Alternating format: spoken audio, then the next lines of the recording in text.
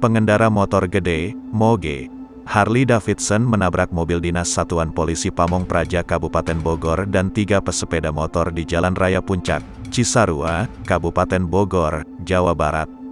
Korban terdiri dari 4 orang laki-laki dan 1 perempuan, mereka yang menumpang kendaraan roda 2. Sekarang sudah berada di RSPG Ciberem, ujar salah satu penumpang mobil Satpol PP yang ditabrak. Kasih Pembinaan Linmas Prayoga Santoso, dikutip dari Antara. Pengendara moge menabrak usai melakukan konvoi dari arah Puncak menuju Jakarta. Menurut Prayoga, pengendara moge melaju dari arah Puncak menuju Jakarta dengan kecepatan tinggi.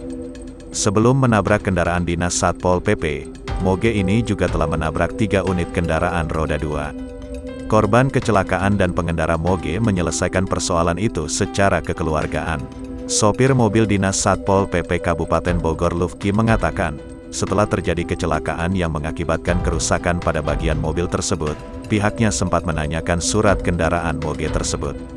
Terpisah, Kasat Lantas Polres Bogor Ibtu Diki Pranata bahwa pihaknya sudah mengamankan pengendara moge beserta kendaraannya.